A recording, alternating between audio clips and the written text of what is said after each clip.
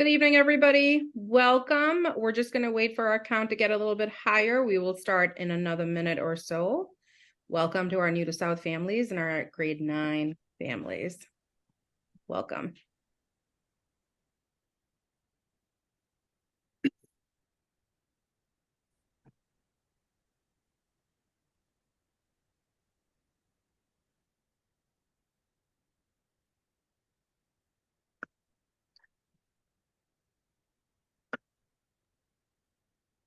Once again, welcome for those of you who are just logging in.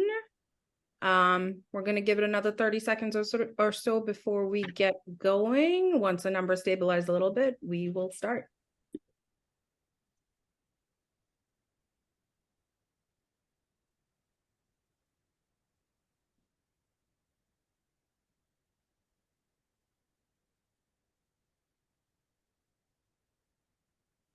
All right, it looks like we're staying pretty steady, so we will begin. It is almost 6:35. Good evening, everybody. My name is Tammy Strauss. I am the principal of Newton South High School, and welcome to our 9th grade families and our new to South families. Thank you so much for being here today. We appreciate the time that you're taking to have a conversation with us, to learn more about our building. There's a few folks that I would like to introduce you to. But before we do that, I do just want to put something out there. I know that our schedules are still not perfect. And I know that there's a lot of anxiety and stress about the schedules. So a couple things happened this year. For those of you who don't know, we do have a brand new scheduler, and this is a transition year. Our scheduler, my vice principal, Jason, who you will meet in a second, have been working phenomenally hard through the summer to make sure that the schedules are good to go and ready. They're not perfect, not yet. Once the school year started, our head of counseling, Dan, our wonderful counselors who are also here, have also been working extremely hard. My department heads, we have all hands on deck right now. We understand that our schedules are not perfect. We want you to know that we are working nonstop to fix as many schedules as humanly possible within the hours that we have in the day. Right now, we don't have enough hours in the day, but we're going to continue to work on them. We're hoping by early next week that things have settled down enough. Again, we are so enormously sorry that the schedules are not yet where we want them to be. But they will be soon. So we're asking for some grace with that. We're asking for some patience. And we're really asking for forgiveness. Your students are not missing out on a massive amount of core content. I promise you that. Our teachers know this. We're doing a lot of team building right now. So don't worry about your student falling behind in a class. We will catch all of our kids up. We will do what we need to do to ensure that they are successful in the classes that they do land up in. Please also know that we are already past our projections. This is something else that's holding the schedule back a little bit in terms of enrollment. We are already above where we were projected to be, and it is only the 3rd day of school. So finding classes for students has also been a challenge, and a major challenge that we were not anticipating. But for some reason, people want to come to Newton South High School, and I think that's an amazing thing. And that's why, hopefully you learned today why people want to come to Newton South, because we're definitely seeing a massive trend of new families coming in. So on that note, I am going to hand it off to Jason, my vice principal, and we're going to get our program started. Thank you again, and welcome. Hi, everybody. Just a quick introduction. I am Jason Williams. I'm the vice principal here at Newton South. This is my 3rd year as vice principal, and a lot of my role and where you'll see me is general communications out once a week and other major things going on. And I'm generally one of the best people to ask questions if you don't know who else to ask, and if you think it's a question that kind of goes beyond something that you'd ask your house office. So it's great to see you all. I'm really happy that you folks took some time out of your busy evenings to come see us. And with that, I'm going to hand it off to the PTSO to introduce themselves, Will and Maggie. Hi, I am Will Adams. I apologize. My dog is barking in the background. You might be able to hear her. Thank you everyone for coming. To anyone who showed up at our in-person meet and greets, this is going to be a repeat performance. So I apologize if you've already heard this, but to anyone else who hasn't, thank you again. We'll share some really quickly, some important information, and then we'll hand it off. So Maggie Schmidt and I are co-presidents of the PTSO, and our goal is to help support the community and the teachers. And one of the most important ways we do that is to communicate with you all. And if you're a parent and you're here, or a caregiver of a student at Newton South, you are a member of our PTSO. We are very happy to have you. Welcome. We look forward to hopefully getting a chance to meet all of you during the course of the year. If you haven't already, we'd love for you to please sign up for our weekly newsletters that come out every Sunday. We'll send some things during the course of the week, but every Sunday we will send out some information, a recap of all the great things we did during the week, and dates to look forward to and upcoming events. If you go to our website, you'll see down the right-hand side of the page where you'll have the chance to fill out any information and sign up your child. You'll be able to pick, what graduating class your child is in, and you'll get appropriate information after that.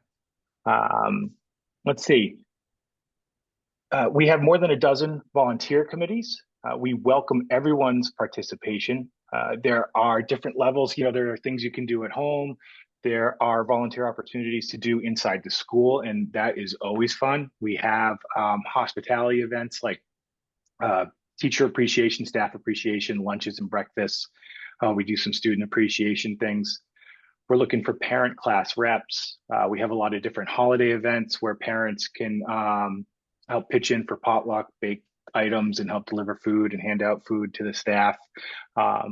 And there's various other opportunities, but if you have any interest whatsoever, we'd love to see you at school, or just to hear from you and hopefully get your help. So we are currently in the middle of our annual campaign. Maggie, if I think you're here as well. If I Yep, think I'm here. you have some numbers. Yep. If you I don't have any numbers. Oh, you don't have it? Oh. I was texting for those numbers, but wait. No, I do have the numbers. I have the numbers. We just passed about our halfway point in our annual fundraising campaign. For dues, we are hoping to bring in $50,000 through 100% support from all of our families. Right now, we have brought in 29,000. We don't do any big fundraisers. We don't do any big parties. We just do our annual dues campaign now. You can pay through the links you receive in our emails. You can go to our PTSO website and pay.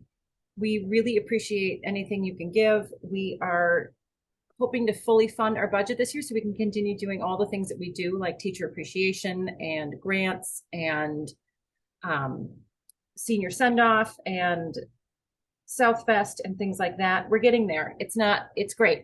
The momentum is high, and we hope to keep it rolling.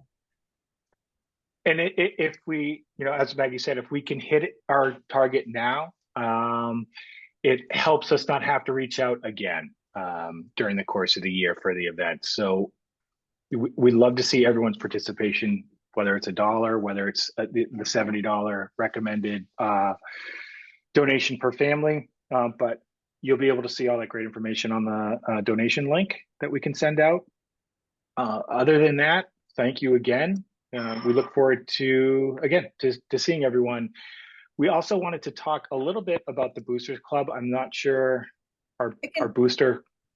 No, we unfortunately we don't have anyone from the boosters here tonight, but Will and I can definitely speak to that. In addition to the PTSO, which is your parent teacher student organization, we have other organizations at South that support our community, and one of them is the boosters. They are super awesome. They are super organized. Their job is to help build school spirit, specifically around all of the athletics that happen at South.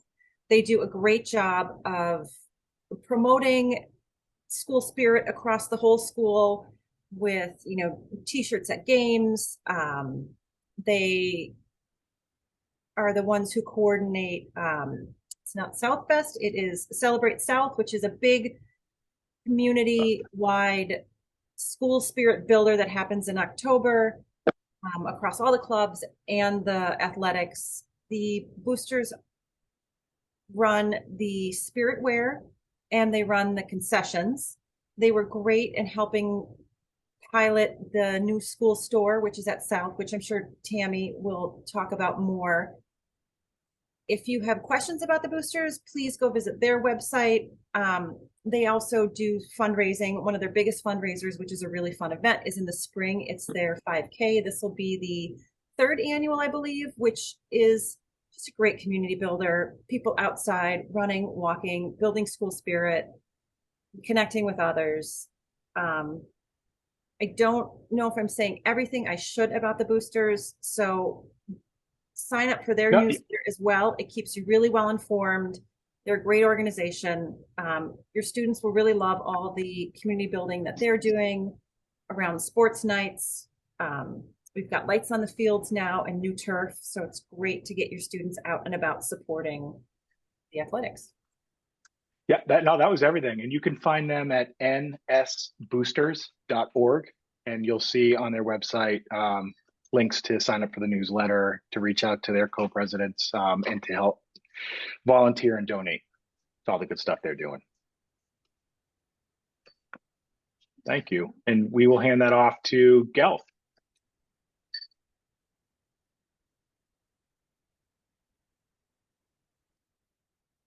Hi, everybody. My name is Star Lu.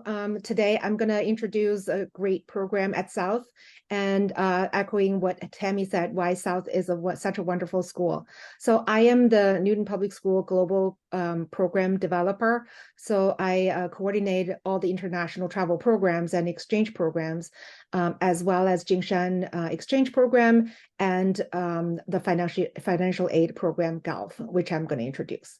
Next, please, Jason. So if you are looking for information about international travel program, it's on the Newton Public School website and under departments and programs. Next, please. And if you're looking for the program on Google, just put in international travel program and Newton, you are going to be directed to the website directly. Next, please, Jason. So here is where you're going to click through and with the overview and the different programs. So if we click on one, next slide, please. So this is what it looks like as an overview. It has all 16 programs offered between Newton North and Newton South, and you'll be able to tell which school offers that program and what department. And for the last year, we had Argentina exchange, France exchange, Latvia trip, Prague Summer, and UNESCO last year. And this year, we are going to relaunch the Ghana exchange. And one more, Jason, please, is the sustainability Sweden and Iceland trip. So please stay tuned from the trip leaders. If you have any questions or you're interested in any of these trips, please email me. And another great news is that after pandemic, the China Exchange, Jingshan Exchange Program, which is a semester-long exchange, will reopen in the school year of 24 to 25. And this is the longest standing public school exchange program between US and China. Next, please. So with each program, you're going to see the basic information such as cost, participant number, and at destination. In general, our average cost for trips are around $2,700 last year. And if you are thinking about applying it and are hesitant about the cost, we can help you. Next, please. So the Jennifer Price Global Education Leadership Fund is a 501c3 nonprofit organization, which is tax deductible. And we're here to help students specifically who are interested in international travel and exchange programs. Next, please. So the program that was set up is to help students who are based on needs, family income needs. So we have a committee to review applications, and we will provide up to 80% of the whole total cost of the trip. Next, please. So in the on the International Travel Program webpage, you'll be able to see the GALF Fund Scholarship, and that has all the information, including application form. Next, please. So here are two pictures of our lovely board members. So GALF is run by 7 board members from Newton North and Newton South. And from Newton South, we have Carrie, Day, and June, and I hope they're in the audience right now. And last year we had a fundraiser, and they helped us so much. And this year I'm going to tell you more about how you can help. Next, please. So during the fundraiser, we can't say enough thank you to our administrator. So Tammy was at the fundraiser and helped us out. And we have a ton of volunteers from students to adults. Here is a picture of all the adult volunteers during the fundraiser. Next, please. And we have the World Language Department Chair from Newton South, Suzanne Murphy-Ferguson, who is a strong supporter of GALF, and she also oversees all these international programs, because most of the programs come from World Language Department. And on the right side, the picture is Laura Tavares, who is also a Newton South parent, and she gracefully offered the Wilson Chapel for us to celebrate the fundraiser. Next, please. And here is how you can help. We need 2 more board members from our group and many, many volunteers if you are able to volunteer your time. And as Will and Maggie said before, you could do some of the work at home for PTSO, and same for GALF. You can do some work at home, some work. If you want to be a board member, the time commitment is 1 Zoom meeting per month for an hour. And we have subcommittees to evaluate applications or set goals or plan fundraising events. So please email me if you're interested in any of them. Next, please, Jason. So here is our, my email address is LEWY. And then you can also check out the website and follow us on Instagram and Facebook. And welcome to Newton South. And I'm really excited to know you if you're interested in international travel program. Thank you. And next, I'm going to pass it on to Special Education Department Chair Kimberly. Good evening, everybody. It's nice to see so many participants here tonight. I just wanted to introduce myself so you have a face to the name. I'm Kimberly Borghito, the department head for special ed. I had the pleasure of meeting many of you throughout the spring through our 8th grade events that we did and our Zooms that we did with the 8th grade, and then also through our transition process. But if I didn't get a chance to meet you, or you haven't seen me yet, I wanted to make sure you knew who I was. And together with my assistant department head for special ed, Jody Whitten, we both oversee the department together and all the programming. So if your student is on an IEP, we're the ones that are working with all of those teachers. And at this point, your student should have a liaison. That's kind of a funny word. Sometimes it's called the liaison, sometimes case manager or special education teacher. It's all interchangeable. It's the same thing. That is your primary contact for special ed now. I know through our transition process in the spring, you didn't know who your liaison was yet. So we kept saying, contact me and Jody, but you have a liaison. So that's your primary person. And if you have, if you have any concerns or questions, definitely reach out to them. Reach out to us as well. I mean, feel free. I'd say one piece of advice is, as you're working with your liaisons and your students, teachers, that if you have any questions surrounding the gen ed classes, that you go ahead and email those gen ed teachers. If it's a question about, say, English class or something coming up, they want to hear from you. I would recommend copying the special ed liaison as well. It's helpful to be able to know, the liaisons know what's going on. If you had a question or a concern about a class, they can always follow up with that as well. So that's it for tonight, and I'm glad to see so many people here. Right now, I'm going to introduce one of the deans, the Dean of Cutler House, Ted D'Alessandro.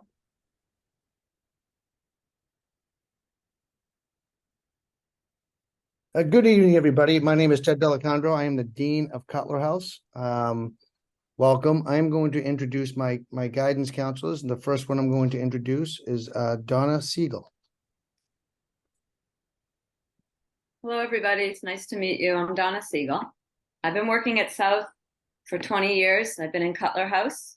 And one of the questions that I often am asked in the first few weeks of school by all students, freshmen, ninth graders, and students who are new to South is, if I don't have a class scheduled, is it a free block for me? How do I spend my time? Is the time free? Can I go different places in the building? And the answer is different for different grades. So ninth graders do not have free blocks. If a teacher is out and or a class is canceled, ninth graders are required to go to the lecture hall where they're supervised by an adult. When students have a canceled class during lunch block, which is always seems to be a confusing time, they also go to the lecture hall where they're supervised by an adult and then will be directed to go to lunch at the right time. 10th graders, 11th graders, and 12th graders do not have directed studies. And so they are free, to move about the building. We find that sometimes freshmen in particular struggle and have difficulty managing the unstructured time. So whether it's a canceled class and they end up in a lecture hall, or it's a directed study, just wanted to say that sometimes they really struggle to find a way to efficiently and productively use that time. And so we're here as counselors to help kids with a range of things, but to really help them with planning their time efficiently, and especially during these unstructured periods of time, like canceled class or directed study. I don't know who I'm passing it off to, or is Ted taking over here? I'll go over. The next guidance counselor is Jim Medeiros.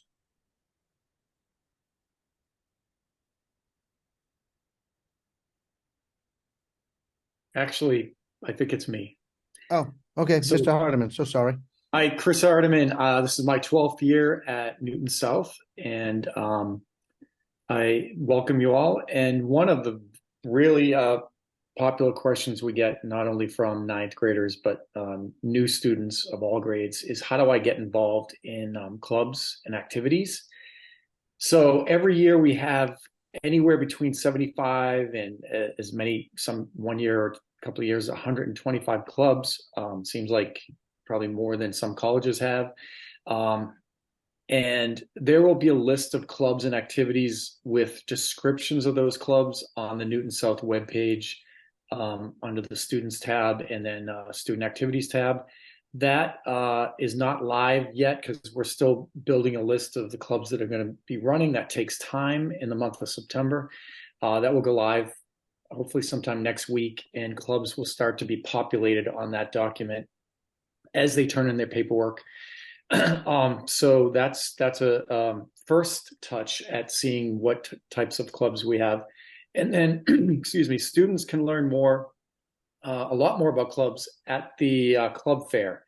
So we plan on having at least one large club fair on Tuesday, September 19th during Lion Block in the cafeteria.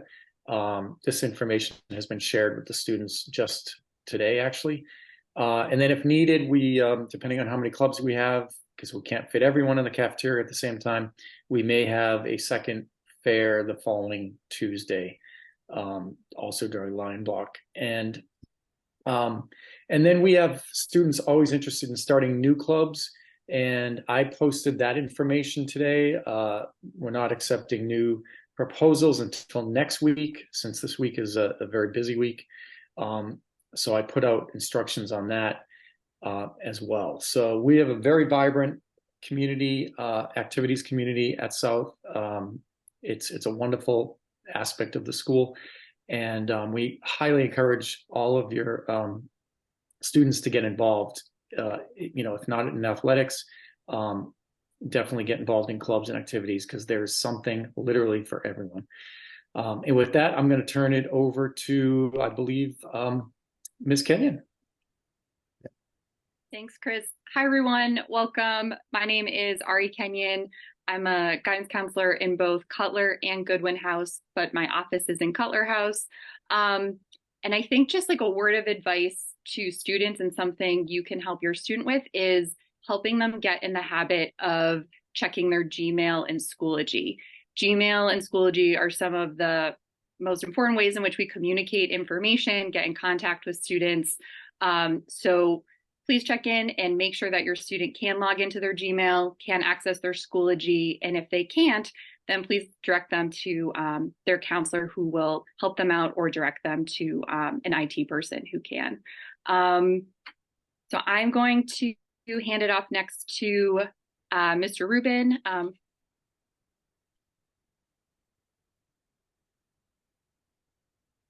Thank you, Ari.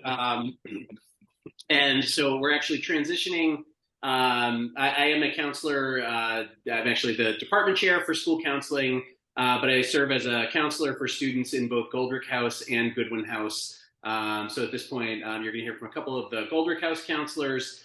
But what I wanted to share with you, and I have some insight into this as the department chair for counseling, is that we oftentimes get questions from students who are new to the Newton Public Schools. So whether that's ninth graders who have moved to Newton or are coming to us after attending private schools up through 8th grade, or transfer students who are coming to us as upperclassmen who are concerned that, you know, how am I going to meet people? I don't know anyone. Who am I going to sit with at lunch? It feels like everyone knows other people.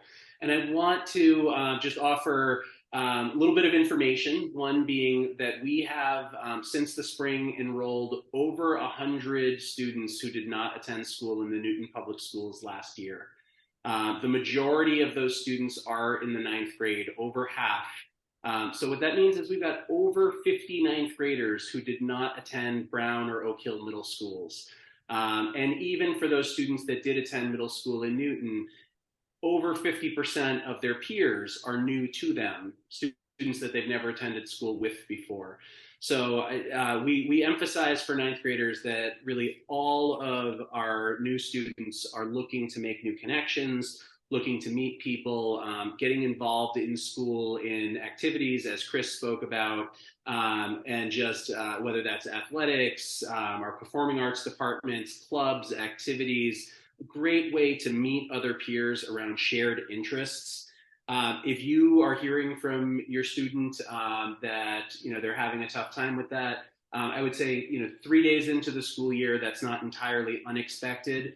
But if a couple of weeks from now you're still hearing from your students that they're feeling a little bit disconnected from peers or having a difficult time figuring out what to get involved with, we encourage you to please reach out to us, let us know that is the case, and we can work with you and with your student to try to find some opportunities during Lion blocks, Win blocks, or after school that tap into their interest areas and will give them some opportunities to form those peer connections around some kind of interest-based group. So you'll hear from me a little bit more in just a moment. But at this point, I am going to introduce Jim Medeiros, who is one of our Goldrick House 9th grade counselors. Hello, everybody. It's great to be here. My name is Jim Medeiros. It's my 17th year at Newton South and my first year at Goldrick. I look forward to working with you and helping your students navigate 9th grade and the 4 years of high school. One thing that I often hear from students is, how do I talk with you? How do I set up a time to meet with you?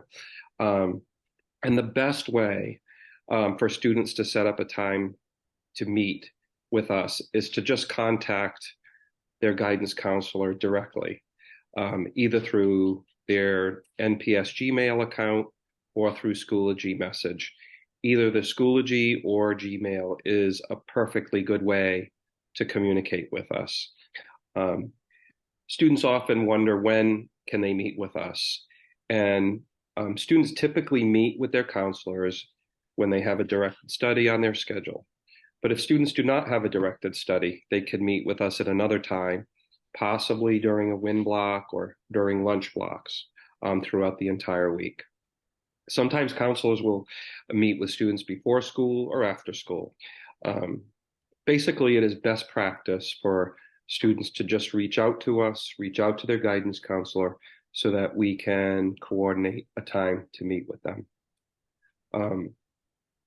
If students have a question or concern, how do they reach out to us? Again, really the best practice, the best way to reach us is by using the NPS Gmail system or Schoology Message. Those are both really excellent ways for students to get in touch with us and communicate with us.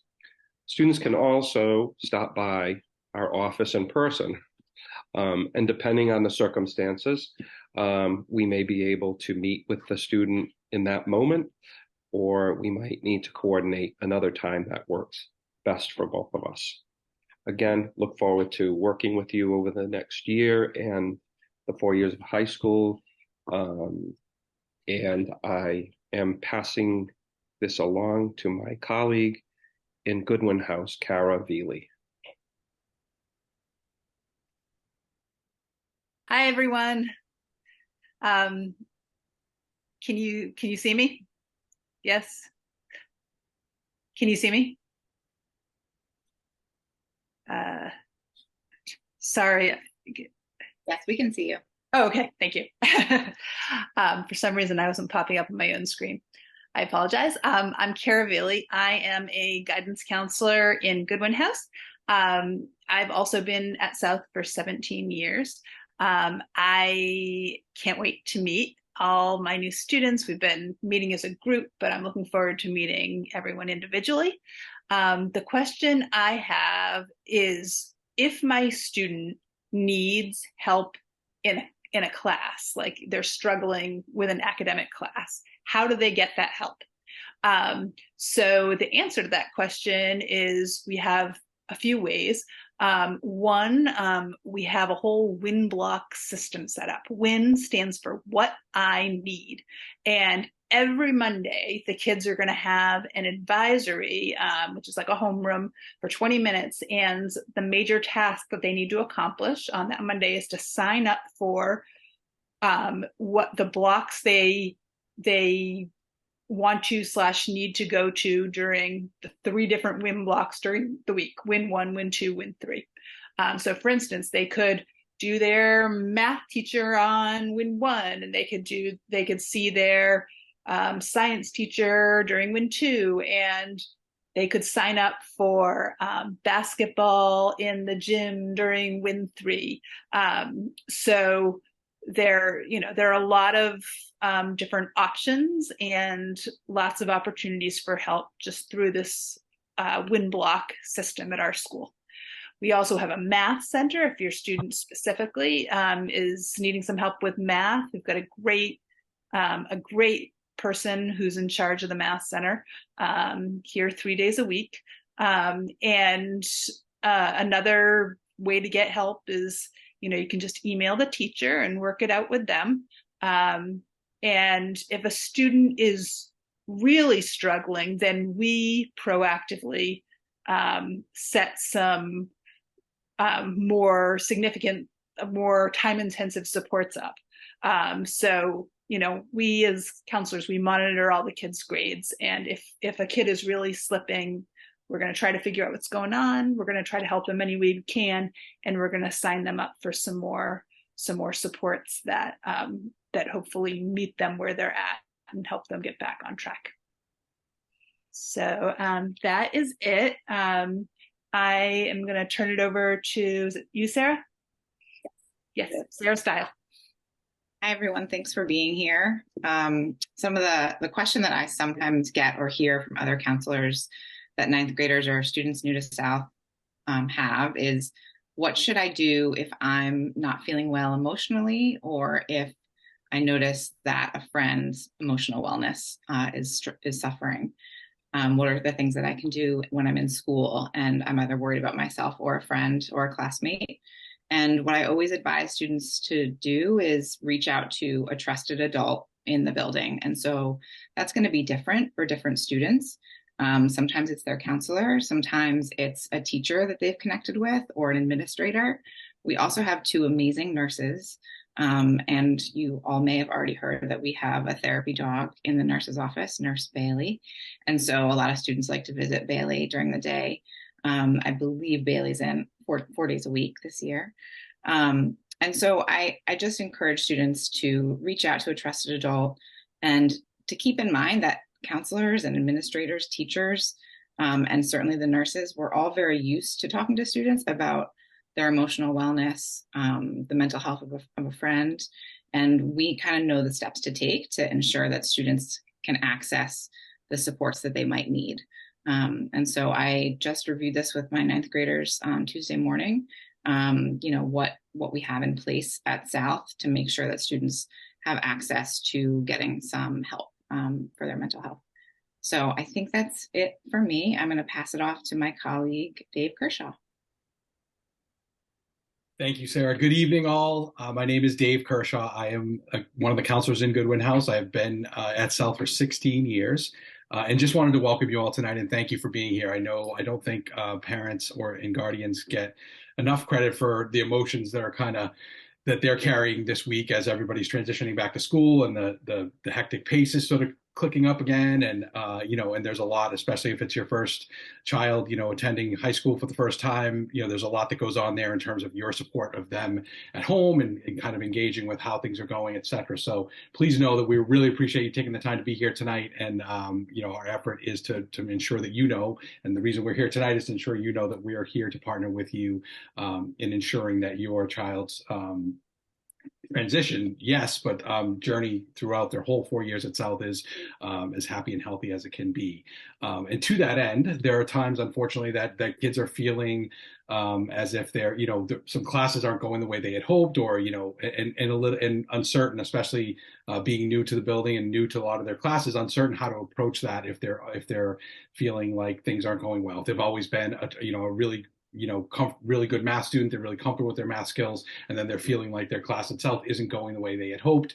They've gotten, a low test grade or a low quiz score, and it's, they're worried about that. How do they, they ask a lot, how do I go about letting my teacher know and things like that. So the best way to communicate, is early and often, and this is really for anything, not just struggles in classes, but the best way to communicate is early and often, and just letting teachers know, that you have questions, that you're concerned about this unit or where things are going, and circling some things that aren't kind of clicking for you, and then revisiting that with teachers either during win blocks or reaching out to them individually and seeing if they have time to meet with you. And a lot of times, students may not feel comfortable initially reaching out in person or, hanging back after class and talking to a teacher. And it's totally okay to reach out to them via email in the beginning until you build that comfort level. It's always best, I feel like, to build the confidence to talk to them one-to-one so they know what you're experiencing, but totally fine to email them. And I always encourage students to copy their counselor as well, so we know that there's some communication happening around some concerns, and we'll always, again, sort of unpack what's happening, listen to them, and their teachers do the same thing, and may kind of strategize as to what's looking different, what's feeling different, and things like that. So really the key is, yes, in certain situations where you're worried about how things are going, communicate often, but really that's sort of an overarching theme is to communicate often if you're not feeling well, if you're feeling like you're not making connections, things like that, is really just to reach out. We try to have our doors open as much as possible. It's tricky during these first few weeks, but that's really the key, is just to try through any means possible just to reach out and let us know that something's going on, and also let us know when things are going well. We like to celebrate that too. So again, welcome. And I think next up is Wheeler. I believe Shira Limmer is next. Thank you. I'm Shira Limmer. I'm a guidance counselor in Wheeler House. And a question that I frequently get is, what should I do if I think that I've been placed in the wrong level for a course? So we always suggested the student first start with the teacher. The teacher is the best one to assess their performance and how they're doing right now, but they also know the direction that the course is taking. So they'll have an idea whether, it's one particular unit or that something more challenging is coming up. If they don't get a response from their teacher, or if they're not happy with the response from the teacher, then we would recommend that they then contact the department chair for that subject. and have a conversation with him or her to discuss and get another opinion of whether the level should be changed. Obviously, we are available to help talk them through the process. And sometimes, especially with ninth graders, maybe write those emails with them. Sometimes they get nervous about it and they're not sure what to say. So sitting beside us and having us help guide them through that can be beneficial. And I'm going to pass it off to Hey Choi. Thank you, Shira. Hello, my name is Hae Kyung Choi, and you can call me Hey. It just makes spelling and saying my name a lot easier. It's really nice to meet you. I'm a counselor in Wheeler House, and I also work with students in Goldrick House. So I do work with both houses. And as Donna Siegel said earlier in the evening, ninth graders don't have open campus, and they are supervised at all times when they're at school. They might have a few directed study blocks each week, and often students want to know if there are other options or resources that they can access if sometimes they want to do something a little different. And so we want to urge students to go to their directed study class and to check in with their teacher. Attendance will be taken, and so it's important for them to go there each time that they're assigned. And then they can ask if they can go to several different places. One place would be the library. The other place that they can access, if the schedule aligns, is the math center. We also have a science center where they can also get some additional help if wind blocks are not sufficient. And they also can meet with their counselors, as the counselors have said. And one new thing that's coming up is we are going to be offering some new programming in the counseling center, where especially ninth graders in this first term are going to have a chance to connect with other ninth grade students to start building a community. So, we are hoping that ninth graders will participate and be a part of the resources and access these resources that we have at the school. And now I'll pass it over to my colleague, Aaron Lewis. Good evening, everybody. Nice to see you all here. A common question that we get is how do students stay organized? A few years ago, Newton South moved to G Suite, which has helped keep many students organized, with students and teachers using Google Docs and Google Forms and calendar and email. That's been very helpful. Most teachers in school use Schoology. And I definitely have spoken to many students about using Schoology, and certainly in the ninth grade groups that we had the first day of school, we discussed that, and that's a great way to contact us as counselors too, as said before. And of course, the old using the planner to keep everything together and having a big view of everything. I'm certainly a fan of that, as I still use it for myself, but that really helps you with the large overview of things. But certainly we're around as counselors to help kids stay organized and help with certain different strategies. And I think we're going back to Dan Rubin. Thanks, Aaron. So just to sort of tie a bow around some of the great advice that counselors have provided, I'm going to take a couple of moments just to share some thoughts as your student is getting started during their high school years. First, it's a pleasure to welcome you all into the Newton South community. The beginning of the school year is always exciting. There's some nervous, frenetic energy. And we see that most prominently with our newest students, with our ninth graders, with students who have transferred into the building. Dave did a really nice job just kind of acknowledging the emotions that you all might be feeling in your households. And just to share a little bit personally, I will tell you, I've been a counselor for over 20 years. Had many sort of back to school moments and presentations and conversations. And what's new for me this year is this is the first time I'm doing this with a high school student living in my house. So last week was the first week of high school in the community where I live. But even being a high school counselor again for over 20 years, having that personal experience of being the parent of a ninth grader, I can relate in a very different way, just to the excitement, the anxiety, and just all of those emotions that go along with having your child start in a new building. So, it's normal to have that range of emotions: joy, pride, worry. And if you're anything like me, you might be wondering, how in the world is my baby a high school student? When did that happen? So, your students have so many amazing opportunities ahead of them. And in many ways, the most important things that your kids will accomplish during these high school years may have nothing to do with their grades or what their plans look like following high school. The most valuable experiences are often not about sort of measurable outcomes at all. Sometimes they're about the experiences that serve as the foundation for your kids' lives moving forward. The experiences that help them develop social emotional skills like problem solving and persistence and resilience. Really, these are the skills that will help them and also you to develop the confidence that bumps in the road are an expected part of life and learning and growth, and that really it's about how we respond to adverse events that define us.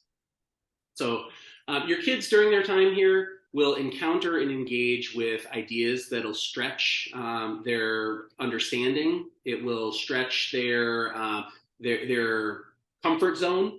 And really, we want your students to encounter these ideas and challenge their assumptions and prior knowledge so that they can deepen their understanding of the world and their relationships.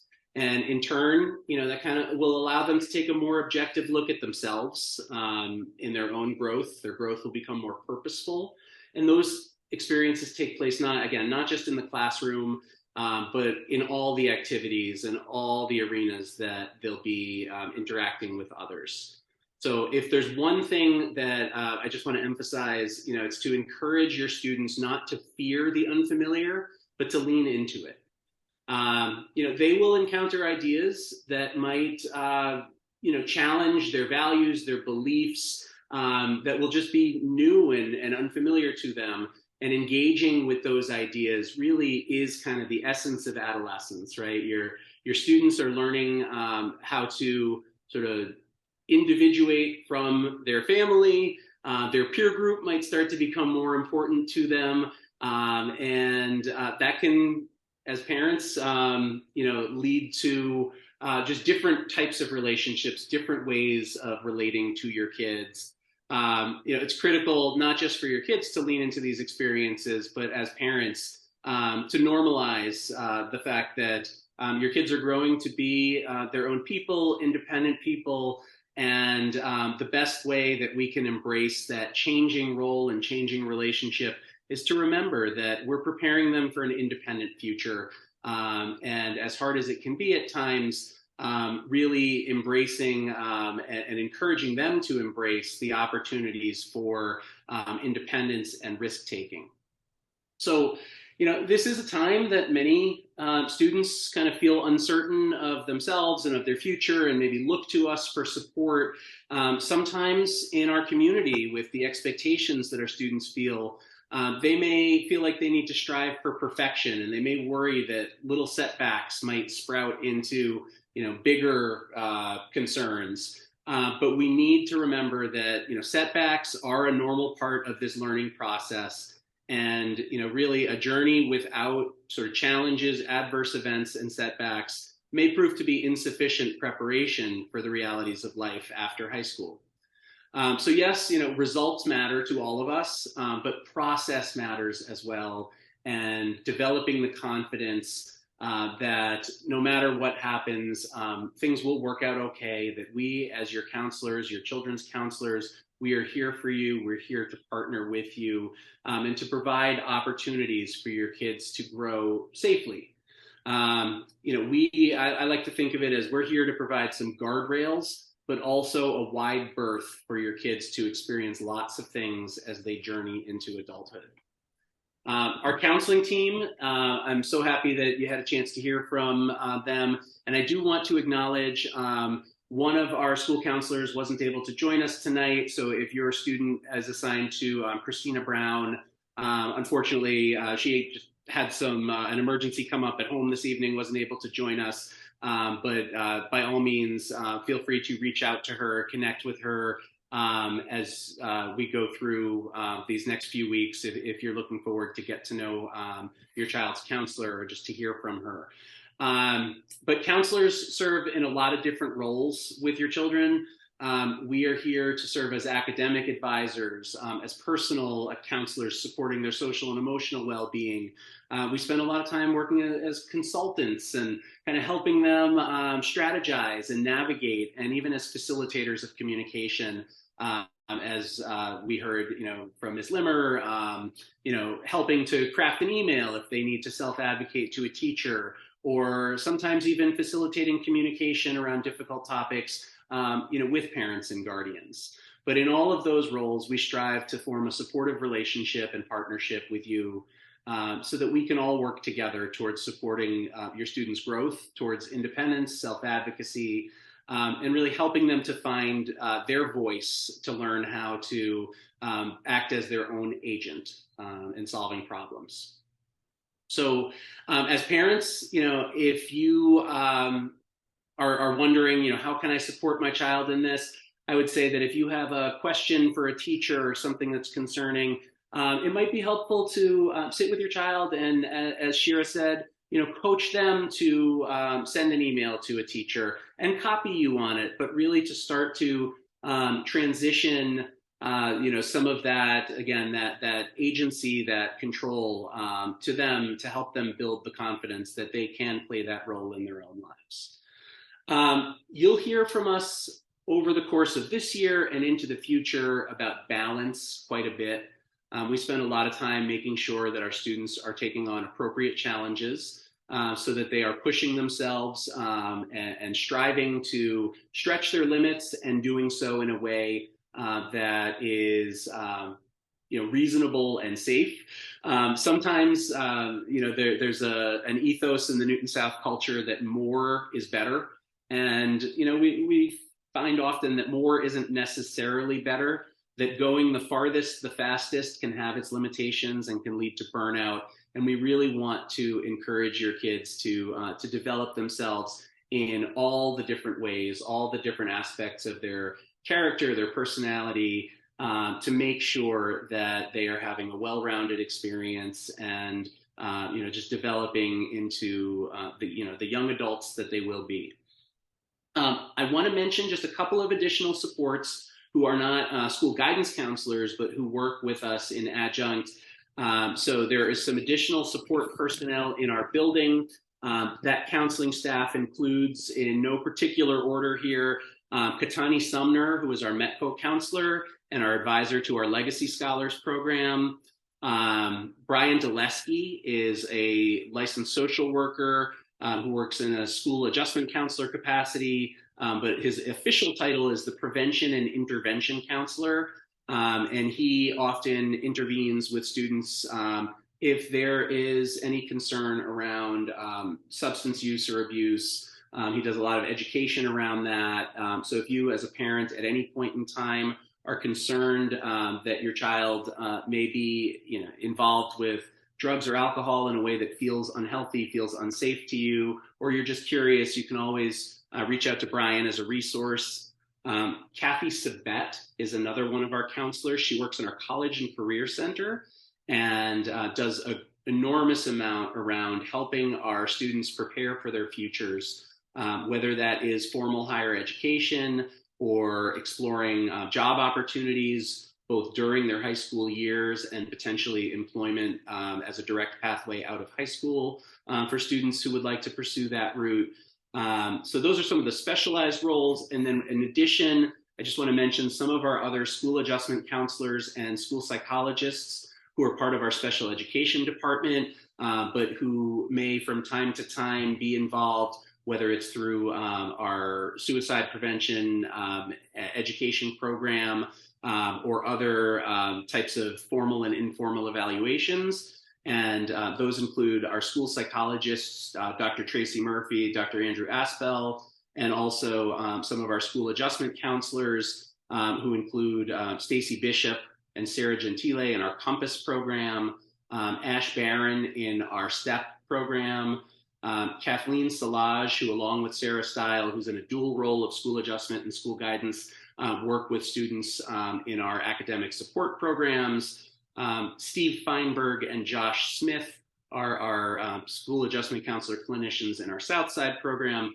And then also Nicole Motley, who is a general education school adjustment counselor and also works as a transitional support counselor if we ever have students who for any reason are out of school for an extended period of time. She helps work alongside school counselors to provide just a liaison to help with academic transitions and to help upon reentry to school. So I know that's a lot of information. We'll actually be sending out a department newsletter tomorrow to all grades that will reiterate some of this information. But I just can't thank you enough for sharing your children with us and for being our partners in this journey. And wish you the best of luck during your time with your students here at South, and invite you to reach out to us with any questions, concerns that you have. And at this point, I am going to hand off to our deans. They're going to share some more information about Newton South and how we function. Thank you. Hi, everybody. My name is Megan Martin. I'm the Dean of Wheeler House at Newton South High School. I know you met Ted Delicandro, the Dean of Cutler House, a few moments ago. I'm going to pass it over to Dr. Mark Banks and Miss Caitlin Brown to introduce themselves as well. And then the four of us are going to walk you through a number of slides about some general information about the schedule and some important info for your ninth graders or your new to South students before we turn it back over to Jason and Tammy to sort of wrap up the night. But again, my name is Megan Martin. I'm the Dean of Wheeler House. I've been at Newton South since 2005. I was an English teacher there for a number of years before I became the dean. And the biggest thing I would say to all of you is please know that you can always reach out to us, and we work very closely with the guidance counselors. And even if your student isn't in my house, he, she, or they are more than welcome to come to see me at any time to help with any problems or successes or struggles as we work through and help them navigate their time at South. So I'm going to pass it over now to Dr. Mark Banks. Hi, everyone. My name is Mark Banks. I am the Dean of Goldrick House. I am going into my 12th year as the Dean, and I am always excited. I love the beginning of the school year, and it has been awesome getting to meet your ninth graders and those new to South. They have been finding their way around the halls, and as I keep saying to them, just keep saying hi. That's how we build community. That's what the deans are all about at our school. And because the four of us have all four grades, we have 25% of each grade, we are constantly working together. So my piece of advice is please reach out to us anytime you need, just as Dr. Martin said. And if your child says, please don't call my dean, please know that you are the parent, guardian, family member. So please do call the dean. So we are here. We're very excited to chat with you tonight. And I'm going to hand it off to the Goodwin Dean, Miss Caitlin Brown. Hi, everyone. My name is Caitlin Brown, and I am the Goodwin House Dean. I have not started yet, so I'm transitioning from building principal at Andover High School to the Goodwin House Dean. So I will start on September 18th, and I look forward. I am a freshman as well. It'll be my first year at Newton South High School, so I'll be getting lost with all of your students, but helping them. I would just reiterate what all the other deans said. We want to help. We're here as a support team. I'm grateful for the counselors in Goodwin House who have really been there to help with schedules and anything else any of the students have needed over the last few days. But I look forward to meeting all the students and all of you soon. And so we're going to review the house system. So I'm going to leave that up to Ted to talk about the house system. Thank you, Caitlin. Appreciate that. Again, Ted Delicandro. I'm the new Cutler House Dean. I've been at Newton South for over 20 years, and this is my first really role as an administrator and the Dean of Cutler House. So our house system includes the four deans, and within each house, we have the guidance counselors, 2 to 3 per house, an advisory teacher, and the most important person in our house is our house secretary. This is the point person which you as a parent will deal with most of the time when you are calling in or when you are filling out the attendance form. That's the person who will check that right off the bat. So our house secretary is definitely the most important person in the house for you to get to know. We also have a number of campus aides who are here to help out throughout Newton South to help students get to classes, to figure out where they're going. They supervise lunches, and they're just for people that are in the building to help all students sort of navigate sometimes this vast school. Okay, next slide. Lockers and essential school supplies. If you need a locker, if your child needs a locker, please have them contact the advisory teacher and the house secretary. We no longer just provide lockers to everybody. We have found that over the years that lockers haven't been used as much because we are going with more technology and the Chromebooks. So with Chromebooks, all the freshmen should have received a Chromebook. If they did not, they can stop by IT. They have office hours, and they can always ask somebody in the house office, where that might be. We ask that every day students should bring something to write with and something to write on.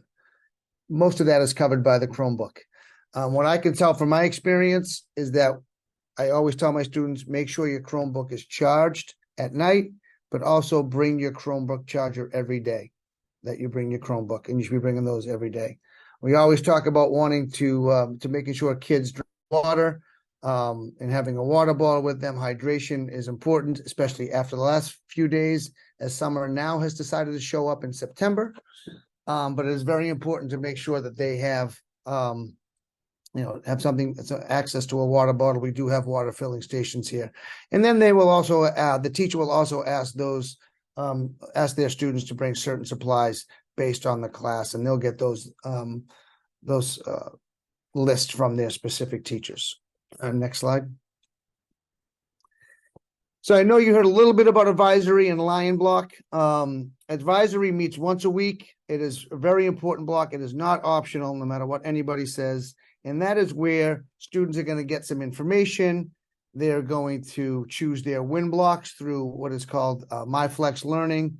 And that's just a place on Mondays to kick off the week, to schedule their win blocks and get some information. Maybe their guidance counselors could bring some information. A dean may be checking in with them at that time. And it's just a place where they can be for 20 minutes to get some vital information and to make sure their win blocks are chosen. And I'll go over win blocks in a minute. Lion Block at the end of the day on Tuesday. This is an optional block, but it is strongly encouraged for students to use it. Most of our clubs will meet during Lion Block, but it also Lion Block can also be used for academic support time. Teachers sometimes, if a student needs to make test corrections or go over things, or that's also a time for students to meet with their teachers. Just remember, and I'll help with the students remember it, but there's an orange and blue week, so different clubs meet on different weeks. We have over 150 clubs here in Newton South, and we ask the students, try something new, join a club, and get involved. If we can go to the next slide. WIN. WIN stands for what I need. All students will be scheduled into a WIN somewhere during WIN block. WINs are not optional. Weekly sign up is during the advisory I just spoke about. Sometimes teachers will assign a student a WIN block, knowing that they may need some academic help, or they missed a test or something happened, so they can assign them WIN blocks, but usually students will register for their WIN blocks. Most of it's used for academic support, but there are times when there are WIN blocks where students can just connect with teachers, and teachers run some non-academic WIN blocks. But this is not a free block for any students. These are not optional blocks. Students have to be there and they have to be present. And if you do have a question on it, please, we tell the students, ask your dean. I think that's my part, so I'm going to pass this on to the next dean. Go to the next slide. Mark. That would be me. All right. Hello, everybody. I drew the short straw and get to explain the attendance standard it's a little wonky and a little boring. So for those of you who are into numbers, I am an English teacher. So if I mess up on anything, the deans will be quick to call me out on it. So next slide, Jason. Awesome. All right. So the attendance standard. Newton South, we are in our second year of the attendance standard at the high schools. Essentially, as we think about grading practices, thinking about excellence and equity, we wanted to make sure that students were being held accountable for their attendance, especially post-COVID. But we also wanted to make sure that the attendance wasn't necessarily affecting the grade. And so the high schools got together and thought it actually made sense to separate behavior, attendance, from grade, academics. So ultimately, what we are saying to students, and we've already met with the ninth graders, and we should say this slideshow that we're showing you tonight, we did the exact same, this is the exact same slideshow that we shared with your students during the ninth grade house assemblies on Tuesday. And so what the deans say over and over again is essentially go to class, be in class, and everything else will take care of itself. And so that's what we are looking for. But there is a standard that must be met that is based on Newton School Committee policy and the Commonwealth standards. So for the Newton Public Schools at Newton North and Newton South, essentially to get a yes in a class, you have to have 5 or fewer total excused absences. And if you go over that, then you will receive a no for the term. So when you get your first report cards as ninth grade parents, families, and new to South parents and families, you'll see that there's a grade for a column for grades and a column for attendance. And in the attendance column, the Y means, yes, they had 5 or fewer excused absences or 2 or fewer unexcused absences. As we were explaining to the students, an unexcused absence for us old people, we might call that a cut class or a skipped class. And essentially what I said to the Goldrick ninth graders is an unexcused absence means an adult does not know where you are at that time, right? So if your teacher doesn't know, then they will mark you absent. If your parent or guardian doesn't know, that means they didn't call in or fill out the attendance Google form, which I will get to, and they marked you absent. So ultimately, they should not be missing classes, right?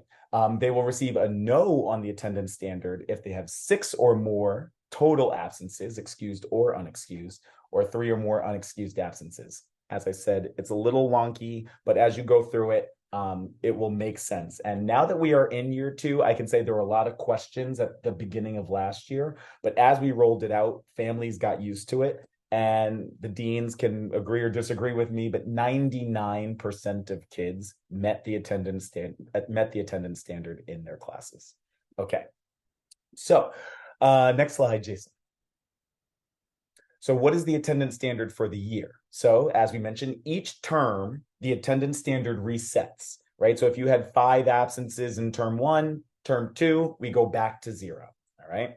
And so over the course of the year, if you have a yes in at least 3 of the 4 terms, then you are absolutely fine. You will have a yes for the year. We understand COVID is out there, flu is out there, family obligations might happen. And so if there's a death in the family, you might have to miss school. So we absolutely get it. In a few slides, we'll talk about how to fill out the attendance form. But ultimately, 3 of the 4 terms, you're good. If you earn a no in all 4 terms, which did not happen last year, but if it does, then you will receive a no for the year. But we have ways to remedy that, and I'll also talk about that as well. In semester courses, if you earn a yes for 2 terms, so semester, that's half the year, 2 terms. 2 yeses equals you're good. If you earn a no in both terms, that's a no for the semester. And then finally, in quarter courses, the term attendance is really based on how you did that term. So we have very few term courses. The only one that comes to mind is wellness. I'm not sure if there are other just 1 term courses. All right, next slide, Jason. All right, so when it comes to credit, like I said, you can get an A in the course, but you might receive a no for the term. Let's say you did miss more than 5 classes, right? So we come up with ways for you to sort of buy back that time, but there might be a reduction in credit. And so without getting too wonky, ultimately, if your student is on track for whatever reason to potentially lose credit, A, it will never be a surprise, and B, the dean and guidance counselor will be in contact with you and your student to figure out ways to remedy the time that was missed so you get your credit back, right? So missed classes, however, I do want to say, absences for school related things, right? So if a kid is with a dean, with a guidance counselor, if they have sports, if they're on a field trip, let's say, as you know, Gelf was here earlier, if they're doing an international trip, those absences do not count towards the attendance standard, right? So I just want to be clear about that. So the message, because I was looking at the ninth graders' eyes as I was explaining this, and they're just sort of like wide eyes. I told them nothing will ever come as a surprise at Newton South. The deans work very closely. We do have house attendance coordinators that we will be working with this year to sort of help us keep track of attendance, right? So you have the dean, and then you have the house attendance coordinator, and we will 100% be in touch if there is ever a concern. Okay, next slide, Jason. All right, a new piece of our oh, that's actually not correct. So I'm gonna say it, but what you're seeing is not correct. Our tardiness, oh, thank you, Jason. Our tardiness protocol is new this year. Last year we were working on attendance post-COVID, getting kids to class. The kids did a fantastic job. This year we added the tardiness piece. So ultimately, tardy, if you miss more than 30 minutes of class, I don't necessarily love the word tardy, but if you miss more than 30 minutes of class, the teacher will mark you tardy unexcused. If you miss up to 30. At the 30-minute mark, the teacher could say, you're absent unexcused, and that counts towards the attendance standard. The first 5 times, the teacher will work directly with the student and you as parent, guardian, family member. After that 5th time, on the 6th time, that's when the dean gets involved, and we can talk about some of the consequences. So that's the next slide, Jason. Oh, sorry, before I get to the consequences. So what is your role? How do you report absences? So Newton Public Schools, the school committee, and the state actually require that all absences be reported in a written form. So for those of you who have older students, you might have remembered just the process used to be you call the house office, you talk to the house secretary, and then they mark it down. We actually have to have it in written form. So to try to make life a little easier, Newton North and Newton South created a Google form for parents to fill out. You can find that Google form right on the Newton South website. Each house has its own form. So please make sure you're clicking on the right house when you fill out the form. But if for some reason you forget the house or you don't know the house, you can click on any form, and all 4 houses are an option on the form. But ideally, you will fill out your house's form. Please do so by 11 a.m. each day. And if you have a medical note, a legal note, or an other professional note, please make sure you send that in with your student within 24 hours. All right. So ideally by the next day. And because we're doing everything on the form, the house secretaries, they are awesome. But please give them at least 24 hours to get to the forms, go through the forms, and update it in Aspen. So if a teacher marks your student absent, but you filled out the form, know that by the next day, even if you get the absence notification from Aspen, that absence will change to excused. All right, next slide, Jason.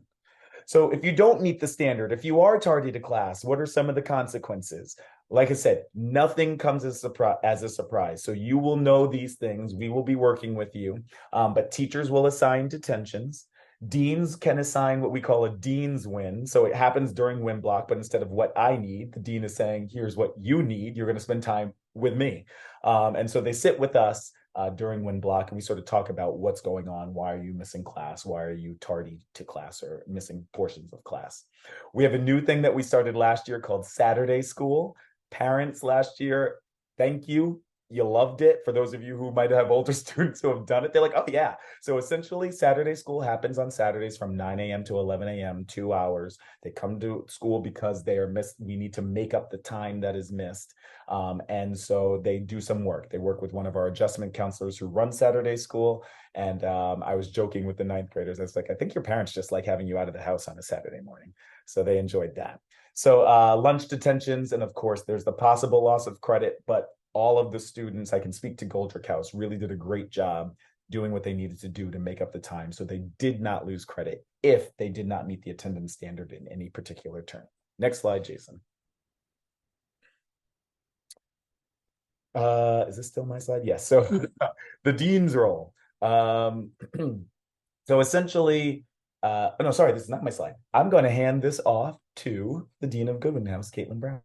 Well, I always like hearing you talk, Dr. Banks, so I would have let you keep going, but I'm really excited to talk about the role of the dean. And really, we are a collaboration with all of you in communication. So we spoke about communicating with you often and early. So our job is to work with you, the teachers, the counselors, the students. So we will support you as you go through the school, whatever you need. Sometimes we might have interventions that will include blocks with us, win blocks with us, having lunch detentions, holding meetings. And sometimes we might have to limit privileges, but we are going to be communicating with all of you and teachers. So we really look forward to that collaboration and communication with families. Can we go to the next slide? So we talk a little bit about limited open campus, canceled classes and lunches, just so for you to understand as a family member. Everyone should have something in their schedule. And I know that's something that we're all working on right now. And then if you don't, I know our counselors, I can't thank them enough for all the hard work they're doing. Jason Williams, everyone else, to get something in the schedule. If the teacher is absent, you will see something listed on Schoology, and those canceled classes for the ninth graders will meet in the lecture hall, and attendance will be taken there. So there is no open campus in the sense for ninth graders. So they cannot leave, so they need to be there, and attendance needs to be taken. They can go outside for lunch and stay on campus, but they are not allowed to leave campus. And it's really important for us to know where they are.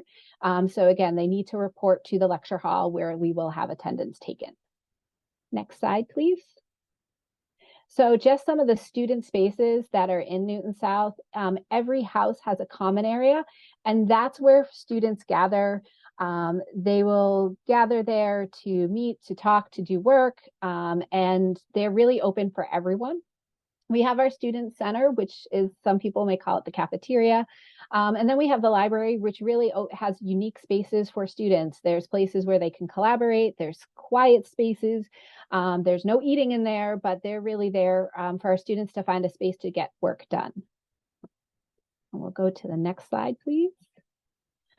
Just a reminder to everyone, and we spoke on the deans. I can't thank them enough for holding these house meetings since I can't be there, but hallways and eating. We really want students only to be eating in the student center or outside and in the student spaces, and there should not be eating anywhere else in the building.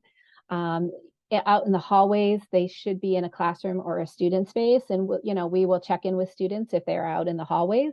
But there shouldn't be anyone in the hallways, eating in the hallways or sitting on the floor. And that's really part of our responsibility as members of our community to take care of it together. And that includes throwing away our trash, making sure that it's a cleanly space for all. And I'll go to the next slide, please.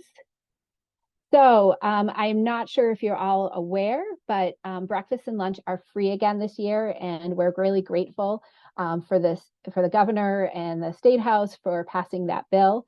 So they will receive every student will have one free breakfast and one free lunch. And so all those meals are keyed in the register. And so that is for our food service to know how much they're serving. So they will just key in their little, their code to make sure that we know that they're eating that meal. And I will go to the next slide. So what is in these lunches? And these are part of the requirements. You need to have a fruit and vegetable, and there's a meat option, a non-meat option, milk, grain, and that makes the criteria to be considered a free lunch. So anything that is a la carte, something like chips, they are not free, but you can pay for them on your own. And we'll go to the next slide. So we remind you that this will take some getting used to, and that you are getting a free meal. But if something is taken or maybe mistakenly taken, we'll have conversations with students along the way to make sure that, again, they are following our core values around responsibility. And we'll go to the next slide. So ordering food, we do not encourage students to order food. If there is food ordered, the delivery person is not allowed inside the building. It's a safety concern for us. If someone orders something late, it does not allow you to be late or absent for your class. There is a table outside the auditorium, but please note that we have cameras in that area, and please do not take anyone else's food. Again, that's not something that we want to spend time on. We just ask you to respect other people's property. And now I'm going to turn it over to the Wheeler House Dean, Dr. Meg Martin, to talk about cell phones. Hi, everybody. I'm Megan Martin, the Dean of Wheeler House. So cell phones, we know that many students in the high school have cell phones. And this year we have a pretty clear standard about what cell phones where cell phones can and cannot be used. First and foremost, we told students today, yesterday, and Tuesday, and we're going to tell the seniors tomorrow as well, that we completely understand that if you ever need to get in touch with your student, you're more than welcome to call the house office. And if they ever need to get in touch with you, they are allowed to come down to the house offices and call you. Otherwise, we are assuming that students will not have their phones out, or certainly not in use during a class. The actual language for the standard is really clear. It's very understandable. It's really fair for students. It says, quote, "Teachers and students should not see or hear cell phones during class, period." There are places where the cell phones can be during those classes. They could be in the pocket of a bag. They could be in their pocket of clothes, or they could be in the door holder. A lot of teachers have these like sleeves hanging on the door, and kids can put the cell phones in there. If a teacher were to take a student's cell phone, we told the kids not to worry. They will get it back. It will come to us first. We will have a conversation with them, and it really won't be taken unless the student is being truly disruptive in a class. Thanks, Jason. Next slide, please. So there are lots of rules in our rights and responsibilities handbook, but the biggest thing we wanted kids to know right now in relation to the cell phones, that policy that I just talked about, the cell phone standard I just talked about, is this. Taking a picture and or creating a video or audio recording of another person in school or at a school-sponsored event without obtaining the consent of the person whose image or voice was recorded will result in disciplinary action. So we were very clear with students that it's not allowed to take a picture or record or video any person in the building, in a class, on school grounds, or at a school-sponsored event without that person's very explicit consent. So please remind your students that if they actually have cell phones. Next slide, please. So at the end of the day, the thing that we care the most about is students feeling safe and comfortable and happy and confident and kind in the building. So some of your students, sort of like what Dan was saying, might be incredibly excited for their beginning of their experience at South, and others might be quite nervous. So we told the students to look out for their friends, to use their trusted adults, and to let us know if they're worried about anybody. Please encourage them to see their deans, their counselors, or whoever their trusted person in the building is if they're worried about their friends or about themselves. Next slide, please. So we have Senate and class office in our school. Senate is sort of the governing body for the students in terms of creating policy. So if your student is a 9th grader and they're interested in becoming part of that, we're going to have elections soon. The next slide will tell you that. And the class office is sort of more along the traditional president, vice president, and class offices that you might have been familiar with from your schooling experience. And each grade has or 2 class advisors. The 9th grade class advisors are Mr. Jordan Quern, who is in the wellness department, and Ms. Shira Limmer, who you met earlier, who's in the guidance department. If they are interested in any of that, they can reach out to any of the deans, but they could also reach out to Mr. Jordan Quern and Ms. Limmer. Next slide, please. So this is just the time schedule, the timeline for Senate and class office elections. They can get this in any House office. They could talk to any of their advisory teachers. This was shown to them on Tuesday if they were ninth graders, and throughout the week if they were new to South people. And again, we encourage students to get involved, as Mr. Hardiman said, in any way possible. And this might be an interesting way for them to take on some leadership positions in the building. Next slide, please. So our advice, all the deans, one more back, please. Sorry, that was the right one. I skipped 2 by accident. Oh yeah, no worries. So school values, at the end of the day, we just want to make sure that students are following our school values. Choose kindness, listen first, show respect, and take responsibility. At the end of the day, if you are doing the best you can and being kind to yourself, your environment, your school, your teachers, we're going to be able to work things out pretty quickly. Listen first. We encourage students to listening to differing opinions and to their teachers, and before they jump to an assumption or a conclusion. Respect the building, respect themselves, respect their peers, and respect their teachers and the adults in the building. And finally, as deans, kids make mistakes. We understand. We're here. We tell them, make your mistakes with us, people who know you and understand sort of the developmental stages of adolescence. And then when you make those mistakes, take responsibility, own it, and we can work through it. We're certainly not out to get the kids. We're certainly here to understand them and work with them to make sure that their high school experience is fun and time for learning, not just in the classroom, but in choices as well. Next slide, Jason, please. And then finally, our advice. So the deans got together and we talked about some of our advice.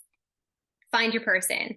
If at the time, end of term 1, you talk to your ninth graders and you say, hey, who's your person in the building? What teacher or what adult do you go to in times of, struggles and successes? And if they don't have an answer, that would be a great time to reach out to the guidance counselor just to sort of say, I asked them and they say things are fine, but they said they really haven't connected with an adult. And the guidance counselor might be able to touch base with them and get a little bit more insight into how they're experiencing things, or point them in the direction of different clubs and different activities or different adults in the building that they could potentially connect with.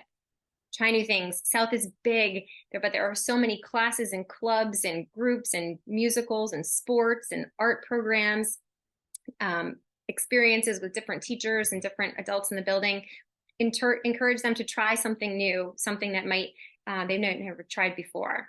And then obviously we tell them to take care of themselves and their friends. We encourage them to come to our offices and say, listen, I don't want to get so-and-so in trouble, but I'm kind of worried. Do you think you could keep my name out of it, but maybe touch base with them? That happens all the time. And we tell kids that that's the sign of being a really good citizen and a wonderful friend. And last but not least, I know it sounds like a broken record, but if your student is ever having a tough time, to reach out to an adult. I know Mark Banks said at the beginning, you can always reach out to us, even if your student says, no, don't call the dean, don't call a guidance counselor. Please do that, because even if we just check in with them naturally, it's a really nice way to do. Next slide, please. That was the last one. Yeah. All right. Well, with that, I cannot thank you all enough. We had over 200 participants here today. Thank you so much for being here. We have all of our questions closed out. Hopefully we answered a lot of them. I am sure more questions are going to come up, and that is quite all right. Please reach out to your dean or your child's counselor. We are here to answer any questions that you may have. A few questions came up about buses. We know that buses will take at least till the end of this week to kind of settle down. Again, these are all just normal things that happen at the beginning of the school year. Just out of respect for people's time, it is 8:03. We are going to sign off, and we're going to say thank you so much. Thank you to all my counselors for being here, the head of counseling, all of the people who introduced themselves, our PTSO, our head of special education, and most importantly, to my deans. Thank you so very much for being here and for leading this discussion with everybody. I hope you all have a wonderful, wonderful night. And thank you once again, Tammy Strauss, principal of Newton South. Feel free to email and contact me anytime. Have an amazing night. And I hope you're all coming to back to school night, which is next Thursday. Mr. Williams, what time does back to school night start? I feel like I should know the answer to that, but I don't. Is it 6? 6:30. 6:30. Next Thursday, 6:30. We hope to see you in the building. Thank you again so much. We will talk to all of you later. Have a wonderful, wonderful night. Thank you, thank you, thank you.